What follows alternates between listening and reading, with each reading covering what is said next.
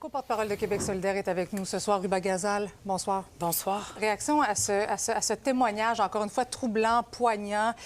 Qu'est-ce que le gouvernement devrait faire, pourrait faire pour aider ces jeunes-là qui sortent d'un mouvement où ils ne reçoivent pas une éducation adéquate? C'est épouvantable une jeune fille de 13 ans, c'est une enfant qui doit se protéger elle-même, c'est-à-dire que c'est un échec collectif de notre société de ne pas avoir été capable de la protéger.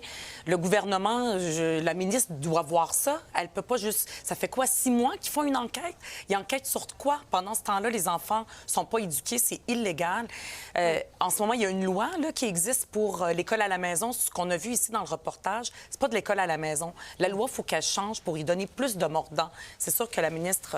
Sonia Lebel, moi, je l'interpelle là, pour qu'elle réagisse. Le premier ministre ou le prochain premier ministre, il faut qu'il réagisse. On ne peut pas accepter cette situation-là dans notre société, le Québec de 2026. Oui. Parce que ça fait longtemps en plus que ça dure. On va suivre ce dossier-là de très Absolument. près. Je vous le confirme. Je veux parler avec vous de pénurie de logement parce que Québec solidaire veut en faire son enjeu principal lors de la prochaine campagne. Qu'est-ce que vous annoncez aujourd'hui? Oui. Aujourd'hui, on annonce qu'on va mettre en place un plan ambitieux avec beaucoup de mesures. C'est pas la première fois qu'on parle de la crise du logement à Québec solidaire. On en a fait des mesures. Je dis même que des fois, on a eu plus de succès que le gouvernement de la CAQ qui a abandonné les locataires au marché locatif qui est un véritable Far West. Donc, ce qu'on propose aujourd'hui, c'est un plan.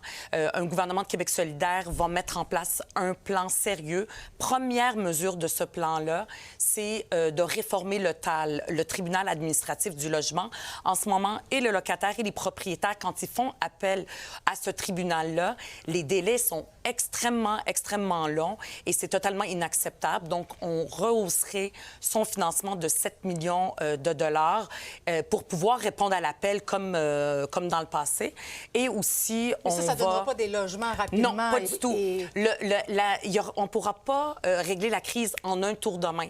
Ça fait 30 ans que le gouvernement actuel, mais les gouvernements précédents du Parti libéral, du Parti québécois, ont fait en sorte qu'il y a eu un désinvestissement. Le fédéral aussi. Ils ont enlevé leurs mains du logement. Il y a moins de logements abordables que les familles sont capables de se payer.